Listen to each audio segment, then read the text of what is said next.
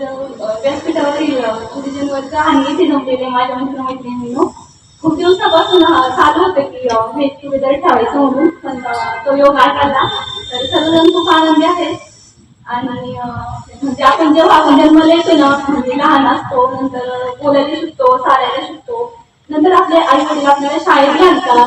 मग आपल्याला सुरुवातीला आपल्याला हे वाक्य श्लोक ऐकायला भेटतो, गुरु ब्रह्मा गुरु विष्णू गुरुदेव महेश्वरा गुरु साक्षात परब्रह्म तस्मै श्री गुरुवे नमः. आपण हे ऐकत मोठं होतो, शाळेत शिकतो, ज्ञान घेतो आणि त्याच्यानंतर सर्वजण आपापल्या वेगवेगळ्या क्षेत्रात पुढे जातात. तर पण आपण कितीही मोठे झालो ना, तर आपण जे शिक्षण घेतले ना शाळेमध्ये, तर आपल्या मुलांना आपण कधीच विसरत नाही. आपल्याला त्यांची आठवण कधी ना कधी येते, पण त्यांचा आपल्याला असं भेटायचं योग कधी येत नाही. तर तो आज आलाय तो. तर सर्व खूप आनंदी आहेत. आणि म्हणजे आपल्याला आपल्या भारतीय शिक्षण पद्धतीमध्ये 3 ते 4 प्रकारे गुरु भेटतात. जसं की पहिली ते 10वी, नंतर 11वी 12वी, त्यानंतर ग्रॅज्युएशन.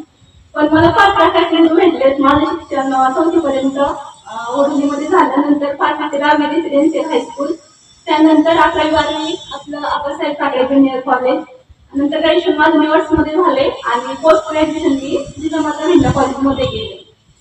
आणि म्हणजे आपला म्हणजे जे गुरु आपल्या लक्षात जास्त राहतात ना, ते आपलं म्हणजे आपल्या पायाने गुरु भक्कम करतात ना, ते आपल्याला कायम आठवतात. म्हणजे जीवनात जरी अडीअडचणी आल्या, कुठली परिस्थिती आली तर त्याला कसं सामोरं जायचंय ना, ते आपल्याला शिक्षक शिकवत असतात आणि ते आपल्या नेहमी आठवणीत राहतात.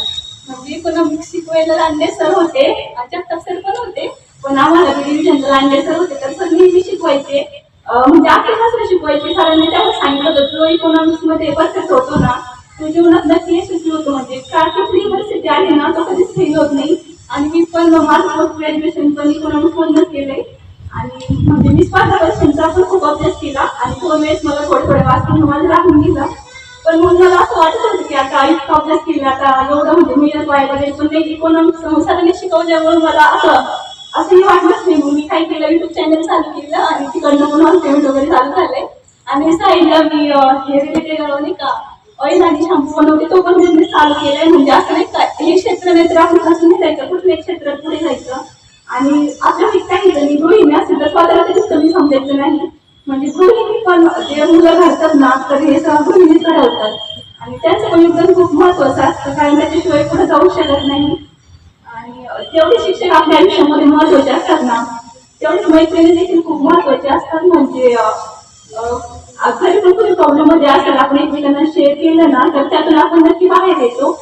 आणि मी तर आता माझी मैत्री नाही आणि सर्व सुवर्णाला येते माझ्यासोबत. म्हणजे 1ली पासून 12वी पर्यंत होती.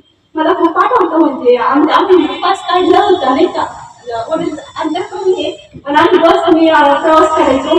किती पण गर्दी असते ना, माझ्यासाठी जागा धरणार म्हणजे धरणार, किती पण गर्दी असू द्या.